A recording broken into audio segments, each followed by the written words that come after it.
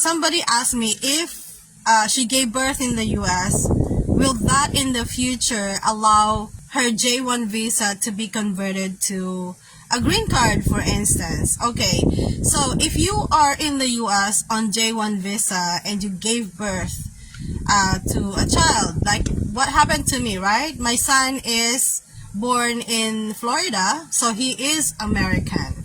But because my visa is J1, I still have to comply to the 2-year home residency requirement. Okay? Or I can apply for a waiver. So those are the only, applying for a waiver and having it approved is the only way for a J1 visa to be converted into another status, such as H1B, and eventually you can apply for your green card. Without the waiver being approved by the USCIS, the J1 visa cannot be converted to another working visa.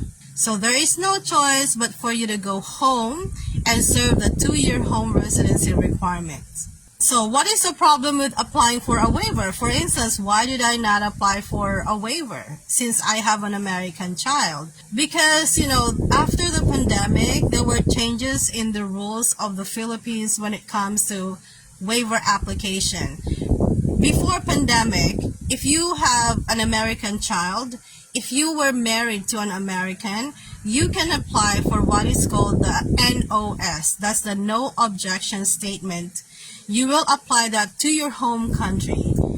You just have to prove that you are married to an American or that you have an American child. So you will just turn in either a birth certificate or your marriage certificate. And it will be approved automatically. You don't even need a lawyer for it, for the NOS or No Objection Statement. But after the pandemic, they changed it.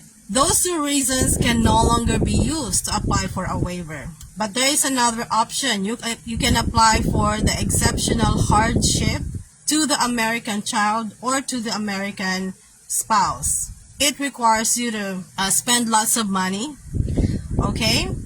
And you have to prove that the American child or your American spouse will really undergo hardship if they leave the United States. So what are the reasons for them to approve, right? You should be able to prove that, when they go to, say, the Philippines and they're sick, that the Philippines does not have any facility to help with, their condition. You have to prove that there is no facility in your country to help them with their medical conditions, right? So if the American child or the American spouse is really not that sick, your application for waiver due to exceptional hardship will not be approved. And after the pandemic, the process has become really, really long as well. It could take up to a year or more for you to get the result. And the result may not even be a positive one. It could be rejected. So what would happen? You waited for a year only to get a rejection of your waiver application. Well, in the process of applying the waiver, you are not allowed to work anymore because your status is no longer J1, right? Your status, by the way, when you're applying for a waiver, obviously you have to change your status, because if you apply for a waiver and your DS 2019 is already expired, your J1 visa is already expired, in order for you to legally stay in the US, you should convert to another visa. In this case, the visa that is applicable to you is a tourist visa. So before your DS 2019 expires, you should already have started the process of getting your tourist visa, so that by the time that your DS 2019 expires, you are still in legal status to stay in the US. So now, because your visa is tourist visa, you are not allowed to work. So what does that mean? That while your waiver application is in the process, which could take up to a year or even more than a year, you are not able to work. So you don't have income while you are waiting for it. And it is not advisable for you to go home to your home country while your waiver application is in the process, because that may affect your application, because the reason why you're applying for a waiver is because you don't want to go home to your home country, right? But then you went home. So it means you're saying to them that it's okay for you to actually go home.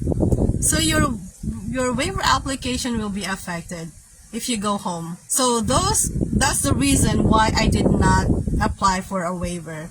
So I decided to just go home. 2 years is fast anyway. For instance, I'm already in the process of going back to the US. I came home May 30, 2022. So by next year, I'm already eligible to go back to the US. If there is no problem, if there will be no hiccups in my application, by next year, I would already be in the US. So I'm actually already in the process of turning in my papers again to the same visa sponsor. Okay? So, and then you can come back again to the United States, because, your child can apply to petition you when that child is already, like, I think 21 years old. That's only when your child, American child, can petition you to become a US citizen, like him or her. What are your options? If you have an American child, okay, go back home. I have seen lots of benefits in taking my child back to the Philippines. He met his relatives, Filipino relatives, and also my husband and I, we agreed that it's better for him to acquire that Filipino values. And anyway, being an American is something that he already has, okay? It will not be taken away from him. So when he's his right age, he can decide to go back to the US and study there. It's up to him. Whatever he decides to do, we will support him. But for now, my husband and I decided it's okay for us to go home. When we come back some other years in the US, for instance, maybe we will consider H-1B. But at the moment, we're not really keen into becoming US citizen ourselves. Okay, we're planning to retire in the Philippines.